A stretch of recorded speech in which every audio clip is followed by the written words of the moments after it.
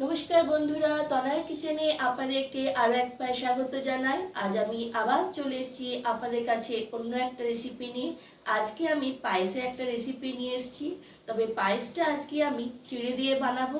তাই ভাবলাম আজকে এই রেসিপিটা আপনাদের সঙ্গে শেয়ার করা যাক। তাই বেশি কথা না বলে রান্নাতেই চলে যাই। এখানে আমি চিড়ে নিয়েছি, চিড়েটাকে এরপর আমি ভালো করে জল দিয়ে ধুয়ে পরিষ্কার করে নেব।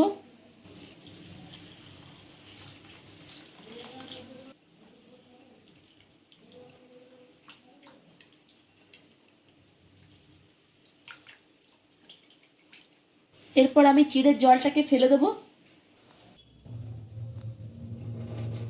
এরপর চিড়েটাকে আবার একটু জল দিয়ে ভালো করে ধুয়ে নেব। এরপর আমি ছাঁকনির দ্বারা জলটাকে ছেঁকে নেব। এখানে আমি চিড়ের জলটাকে ঝরতে দিলাম। এরপর আমি চিড়ের মধ্যে 1 চামচ ঘি ছড়িয়ে দিলাম আর তার সাথে হাফ চামচের মতো চিনি ছড়িয়ে দিলাম। এরপর চিড়েটাকে ভালো করে মেখে নেব।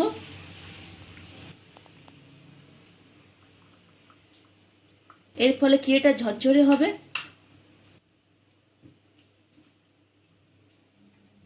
আমি এখানে একটি কড়াইয়ে 1 চামচ ঘি ছড়িয়ে দিলাম। এরপর আমি এখানে কিশমিশ দিয়ে দিচ্ছি। কিশমিশগুলোকে আমি ফ্রাই করে নেব।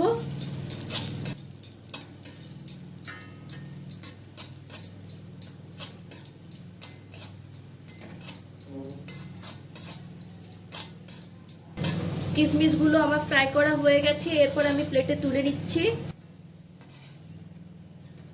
এরপর আমি অন্য একটা কড়াইয়ে দুধ গরম হতে দিলাম। দুধটা এখানে ফুটে এসছে। দুধের মধ্যে আমি 1 চামচ এলাচ গুঁড়ো ছড়িয়ে দিলাম।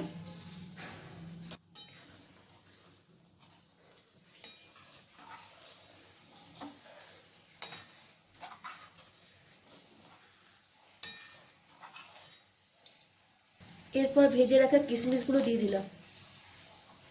এরপর আবার নাড়াচাড়া করে নিচ্ছি। এরপর আমি চিড়েটা দিয়ে দিচ্ছি।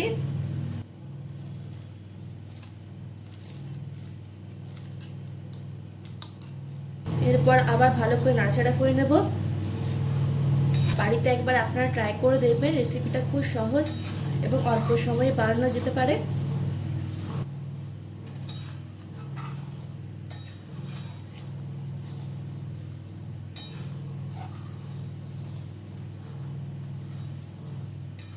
এরপর আমি এই স্টেজে চিনির ক্যারামেলটা তৈরি করে নেব।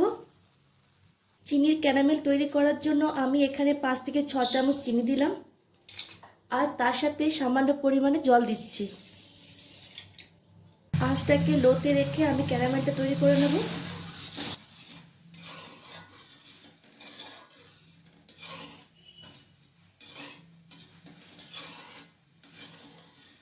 চিনির ক্যারামেলটা তৈরি হয়ে গেছে। এরপর আমি গ্যাসটা বন্ধ করে দিচ্ছি। এরপর চিনির ক্যারামেলটা আমি দুধের মধ্যে দিয়ে দিচ্ছি। এরপর আবার নাড়াচাড়া করে নিচ্ছি।